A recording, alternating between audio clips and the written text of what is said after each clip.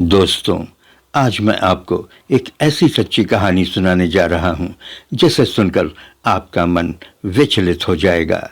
मुंबई की एक किन्नर जिसने अपने दोस्त की मां को मरने से बचा लिया था, जिसने अपने दोस्त को बर्बाद होने से बचा लिया था। आप सलाम हिंदुस्तान देख रहे हैं। लड़का लड़की से बोलता है, पागल, पैनकेक और पैनस्टिक फिल्म की हीरोइनें अपने मेकअप में इस्तेमाल करती हैं, तो क्या मैं किसी हीरोइन से कम हूं? लड़की बोलती है। लड़का अपने माथे को सिकोड़ते हुए बोलता है, तुम्हें समझाना मुश्किल है। चलो, जो तुम्हें लेना है ले लो। कुछ मेकअप के सामान जैसे लिपस्टिक वगैरह के साथ पैनकेक व पैनस्टिक को लेने के बाद रेखा दुकान वाले से सामान पैक करने के लिए बोलती है। हाँ भाई, कितना बिल हुआ? राहुल दुकान वाले से पूछता है। दुकान वाला उसे 2000 रुपये बोलता है। राहुल दुकान वाले की ओर 2000 रुपये की नोट बढ़ाता है और दोनों, राहुल और रेखा, दुकान से बाहर आते हैं। राहुल एक इंडस्ट्रियलिस्ट का बेटा था। दुकान के बाहर उसकी चमचमाती मर्सिडीज खड़ी थी। दोनों कार में सवार होते हैं और कार चल पड़ती है। बांद्रा के एक आलीशान कैफे के सामने कार रुकती है। दोनों कैफे में नाश्ते का ऑर्डर करते हैं। रेखा ऑरेंज जूस का भी ऑर्डर करती है। नाश्ता करते करते राहुल रेखा से पूछता है, क्या उसने अपने घर में बात की? भूल गई। पागल हो क्या? मेरे घर वाले शादी के लिए बहुत जोर दे रहे हैं।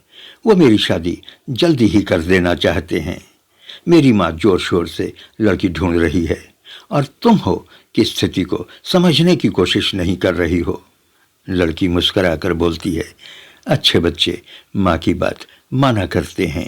कुछ दिनों के बाद दोनों प्रेमी फिर मिलते हैं। एक रेस्टोरेंट से निकलते हुए रेखा राहुल से बोलती है, बहुत दिनों से मैं तुमसे कुछ कहना चाह रही थी, पर समझ में नहीं आ रहा था कि कैसे कहूँ। ऐसी कौन सी बात है भाई? तुम समझ नहीं सकोगे। क्या नहीं समझ सकोगे? राहुल बोलता है, मैं वो नहीं हूँ जो तुम समझते हो।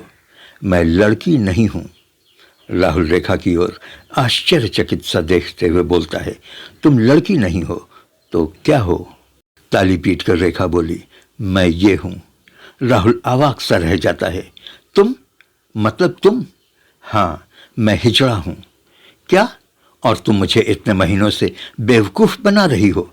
तुम्हें शर्म क्या आएगी? इतने महीनों से तुम मेरे साथ तमाशा कर रही हो। लड़की बोलती है, नहीं, ऐसा नहीं है, मैं। लेकिन राहुल बीच में ही बोल पड़ता है, बस, मैं कुछ नहीं सुनना चाहता। दफा हो जाओ मेरी नजरों के सामने से, और फिर मेरे सामने कभी नहीं आना। तुम क्यों दफा होगी? मैं ही यहां से चला जाता हूं। और राहुल सामने खड़ी मर्सिडीज पर सवार होकर चला जाता है। जाते हुए राहुल को रेखा देर तक देखती रहती है। उसकी आंखों से आंसू ढलक पड़ते हैं और उसके होंठ फड़फड़ा उठते हैं। दोस्ती क्या होती है राहुल, तुम नहीं समझोगे। मैं तुमसे शादी नहीं, दोस्ती करने आई थी। मेरा कोई दोस्त नहीं। किन्नर जानकर मुझसे लोग दूरी बनाकर रखते हैं। जब तुमसे दोस्ती हुई तो ये राज मैं तुमसे छिपा गई। मुझे डर था कि और लोगों की तरह तुम भी मुझे छोड़ न दो। तुम बहुत अच्छे हो राहुल, तुम मेरा बहुत ख्याल रखते थे, लेकिन तुम मुझसे प्यार करने लगे, ये तुम्हारी गलती थी। क्या किन्नरों को दोस्ती करने का भी हक नहीं? काश तुम समझ सकते। वक्त गुजरता गया और एक दिन एक विशाल ऑफिस में एक बुजुर्ग व्यक्ति फोन पर घबराए हुए स्वर में किसी से बात कर रहा होता है। नहीं, ऐसा नहीं हो सकता। मैं कंगाल हो जाऊंगा, मैं मर जाऊंगा, मैं मर गया। राहुल। और वो व्यक्ति अपने दोनों हाथों को अपने छाती से दबाए टेबल पर गिर जाता है। तभी राहुल ऑफिस में प्रवेश करता है। क्या हुआ पिताजी, क्या हुआ? राहुल चिल्लाता है। ऑफिस के और स्टाफ मेंबर्स भी कैबिन में दौड़कर आते हैं, लेकिन तब तक राहुल के डैड इस दुनिया को छोड़ चुके थे। तभी लॉकडाउन लग जाता है। लॉकडाउन से थोड़ी राहत मिलने पर रेखा राहुल को जगह जगह ढूंढती है। लोकल ट्रेन्स में ढूंढती है, उन रेस्टोरेंट्स पर जाती है जहां वो दोनों मिला करते थे, लेकिन रेखा को राहुल नहीं मिलता है। एक दिन स्टेशन रोड पर काफी भीड़ थी।